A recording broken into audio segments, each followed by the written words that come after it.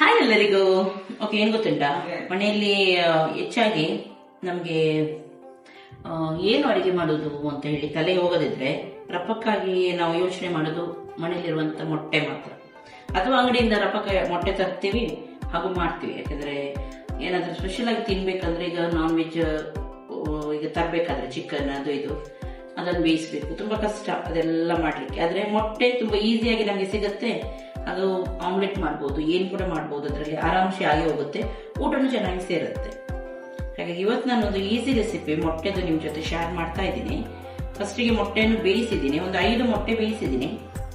ಅದನ್ನು ಕಟ್ ಮಾಡ್ತಾ ಇದ್ದೀನಿ ನಾನು ಬೇಯಿಸಿ ಆದ್ಮೇಲೆ. ಅದು ಬೇರೆ ಮಸಾಲೆ ಎಲ್ಲ ರೆಡಿ ಮಾಡಿ ಇಟ್ಕೊಂಡಿದ್ದೀನಿ. ಸಿಂಪಲ್ ಮಸಾಲ, ಯಾರು ಕೂಡ ಇದನ್ನು ಮಾಡ್ಬೋದು ಮನೆಯಲ್ಲಿ ಈಸಿಯಾಗಿ, ಹಾಗೂ ತುಂಬಾ ಟೇಸ್ಟ್ ಕೂಡ ಇರುತ್ತೆ. ಹಾಗೆ ನೀವೆಲ್ಲರೂ ಕೂಡ ಟ್ರೈ ಮಾಡಿದ್ದೀನಿ. ಫಸ್ಟಿಗೆ ಸ್ವಲ್ಪ ಎಣ್ಣೆಯಲ್ಲಿ ಮೊಟ್ಟೆಯನ್ನು ಫ್ರೈ ಮಾಡ್ಲಿಕ್ಕೆ ಉಂಟು. ಸ್ವಲ್ಪ ಉಪ್ಪನ್ನು ಹಾಕಿ ಫ್ರೈ ಮಾಡುವಾಗ. ಓಕೆ, ಒಂದ್ ಸೈಡ್ ಮೊಟ್ಟೆ ಫ್ರೈ ಆಗುವಾಗ ಇದಕ್ಕೆ ಬೇರೆ ಏನು ಬೇಕು ನೋಡಿ ಅದನ್ನೆಲ್ಲ ರೆಡಿ ಮಾಡಿ ಇಟ್ಕೊಳ್ಳೋಣ ನಾವು. ಈಗ ಈರುಳ್ಳಿ ಎಲ್ಲ ಕಟ್ ಮಾಡಿ ಎಲ್ಲ ಇಟ್ಕೊಂಡು 5 ಮೊಟ್ಟೆ ತಗೊಂಡಿದ್ದೀನಿ. ಅದಕ್ಕೆ ಕರೆಕ್ಟ್ ಆಗಿ ಸಣ್ಣ ಸಣ್ಣ ಸೈಜ್ ಇದು 6 ಈರುಳ್ಳಿಯನ್ನು ತಗೊಂಡಿದ್ದೀನಿ. ದೊಡ್ಡ ಸೈಜ್ ಅದ್ರನ್ನ 4 ತಗೊಂಡ್ರೆ ಸಾಕು. ನೀವು ಸಣ್ಣ ಸಣ್ಣದಾಗಿ ಹೆಚ್ಚಲಿಕ್ಕೆ ಉಂಟು, ನೀವು ಚಾಕುವಿಂದ ಹೆಚ್ಚಬಹುದು. ಅದರ ನಂತರ ಚಾಪರ್ ಉಂಟು, ಇದು ಆಧಾರ ಚಾಪರ್. ಚಾಪ್ ಕೂಡ ಮಾಡುತ್ತೆ, ಬ್ಲೆಂಡ್, ವಿಸ್ಕ್ ಎಲ್ಲ ಕೂಡ ಇದರಲ್ಲಿ ಮಾಡಬಹುದು ನಾವು. ನಾನು ಇದನ್ನು ಯೂಸ್ ಮಾಡ್ತಾ ಇದ್ದೀನಿ. ಇದರಲ್ಲಿ ಎಲ್ಲ ಕೆಲಸ ಮಾಡ್ಲಿಕ್ಕೆ ಈಸಿ ಆಗುತ್ತೆ.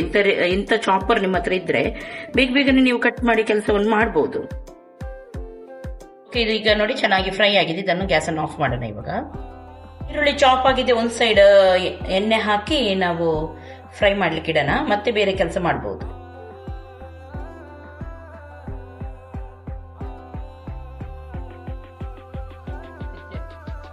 ಒಳ್ಳೆ ಕೆಂಪಾಗುವವರೆಗೂ ಫ್ರೈ ಮಾಡ್ಲಿಕ್ಕೆ ಉಂಟು. ಹಾಗಾಗಿ ಇದು ಒಂದ್ ಸೈಡ್ ಫ್ರೈ ಆಗ್ಲಿ. ಅಷ್ಟು ತನಕ ಇದಕ್ಕೆ ಬೇರೆ ಏನು ಬೇಕು ಅದನ್ನು ರೆಡಿ ಮಾಡೋಣ. ಇಲ್ಲಿ 4 ಟೊಮೆಟೊ, ಸ್ವಲ್ಪ ಸಣ್ಣ ತುಂಡು ಎಂತ ಇದು ಶುಂಠಿ ತಗೊಂಡಿದ್ದೀನಿ. ಮತ್ತೆ ಒಂದು 4 ಹಸಿಮೆಣಸಿನಕಾಯಿ, ಸ್ವಲ್ಪ ಕೊತ್ತಂಬರಿ, ಇದನ್ನೆಲ್ಲ ಒಟ್ಟಿಗೆ ಹಾಕಿ ನಾನು ಗುರ್ರು ಮಾಡ್ತೀನಿ. ನೀವು ಬೇಕಿದ್ರೆ ಸಣ್ಣ ಸಣ್ಣದಾಗಿ ಚಾಪ್ ಕೂಡ ಮಾಡಬಹುದು, ಅಥವಾ ಮಿಕ್ಸಿಯಲ್ಲಿ ಸ್ವಲ್ಪ ಗುರ್ರು ಮಾಡಬಹುದು. ಓಕೆ, ಆಯ್ತು, ರೆಡಿ ಆಯ್ತು. ಈ ರೀತಿ ಆಗ್ಬೇಕು, ಪಚಕ್ ಪಚಕ್.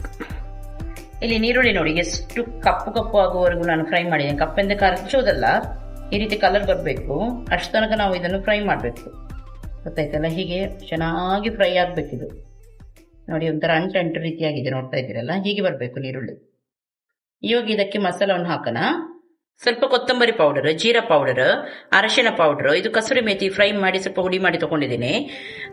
ಇದು ಎಂತ ಗೊತ್ತುಂಟ, ಇದು ಚಿಕನ್ ಮಸಾಲ, ಪೆಪ್ಪರ್ ಪೌಡರ್, ಇಷ್ಟನ್ನು ಹಾಕೋಣ. ಕೊತ್ತಂಬರಿ ಪೌಡರ್ ಎಲ್ಲ ಜಾಸ್ತಿ ಹಾಕ್ಬೇಡಿ, ಮನೆಯಲ್ಲಿ ಮಾಡಿದ್ದು ಸ್ವಲ್ಪ ಸ್ಟ್ರಾಂಗ್ ಇರುತ್ತೆ, ಮತ್ತೆ ಅದರದ್ದೇ ಫ್ಲೇವರ್ ಬರುತ್ತೆ. ಸ್ವಲ್ಪನೇ ಮಸಾಲ ಹಾಕಿದ್ರೆ ಸಾಕು. ಚೆನ್ನಾಗಿ ಇದನ್ನು ಮಿಕ್ಸ್ ಮಾಡಿ. ಯಾವಾಗಲೂ ಡ್ರೈ ಮಸಾಲ ಹಾಕುವಾಗ ಗ್ಯಾಸ್ ಅನ್ನು ಲೋ ಫ್ಲೇಮ್ ಅಲ್ಲಿ ಇಟ್ಟು ನಾವು ಹಾಕಬೇಕು. ಆಮೇಲೆ ಸ್ವಲ್ಪ ಹೊತ್ತು ಮಿಕ್ಸ್ ಮಾಡಬೇಕು ಚೆನ್ನಾಗಿ. ಇವಾಗ ಇದು ಸ್ವಲ್ಪ ಹೊತ್ತು ಮಿಕ್ಸ್ ಮಾಡಿ ಆದ್ಮೇಲೆ ಇದಕ್ಕೆ ನಾನು ಅದು ಟೊಮೆಟೊ ಎಲ್ಲ ಗ್ರೈಂಡ್ ಮಾಡಿದ್ದೆ ನೋಡಿ, ಅದನ್ನು ಸೇರಿಸ್ತಾ ಇದ್ದೀನಿ.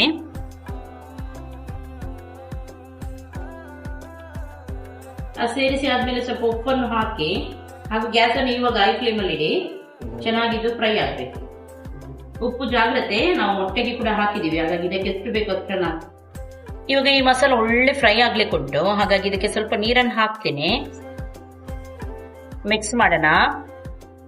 ನೀರು ಕರೆಕ್ಟ್ ಆಗಿ ಡ್ರೈ ಆಗಿ ಎಣ್ಣೆ ಮೇಲೆ ಬರೋ ತನಕ ಈ ಮಸಾಲ ಫ್ರೈ ಆಗ್ಲಿಕ್ಕೆ, ಹಾಗಾಗಿ ಮೀಡಿಯಂ ಫ್ಲೇಮ್ ಅಲ್ಲಿ ಇಟ್ಟು ಮುಚ್ಚಿಡೋಣ ಇದನ್ನು. ಓಕೆ ನೋಡಿ, ಎಣ್ಣೆ ಎಲ್ಲ ಸೈಡ್ ಅಲ್ಲಿ ಬಿಡ್ತಾ ಉಂಟು. ಇವಾಗ ಈ ಮಸಾಲ ಕರೆಕ್ಟ್ ಆಗಿ ಫ್ರೈ ಆಗಿದೆ ಅಂತ ಹೇಳಿ ಅರ್ಥ. ನೀರು ಕೂಡ ನೋಡಿ ಯಾವ ರೀತಿ ಫ್ರೈ ಆಗಿದೆ, ಹೀಗೆ ಬರ್ಬೇಕು ಮಸಾಲ.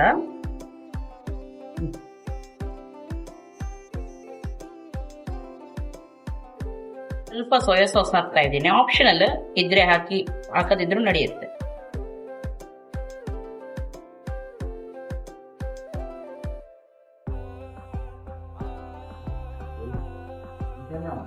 ಓಕೆ, ಇವಾಗ ಇದಕ್ಕೆ ಮೊಟ್ಟೆ ಫ್ರೈ ಮಾಡಿದುಂಟು ನೋಡಿ, ಅದನ್ನು ಸೇರಿಸೋಣ.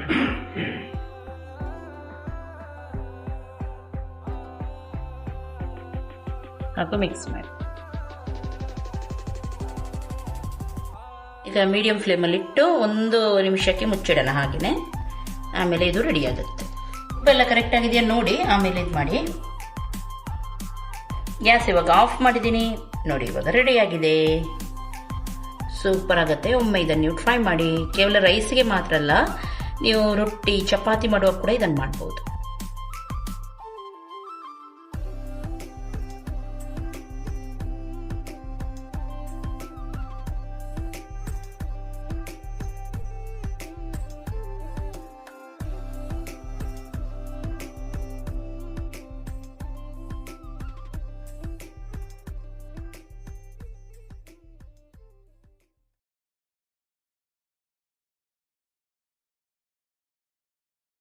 ಓಕೆ, ರೆಡಿ ಆಯ್ತು. ಇದನ್ನೊಮ್ಮೆ ನೀವು ಖಂಡಿತವಾಗ್ಲೂ ಟ್ರೈ ಮಾಡಬೇಕು. ತುಂಬಾ ತುಂಬಾ ತುಂಬಾ ಚೆನ್ನಾಗಾಗುತ್ತೆ.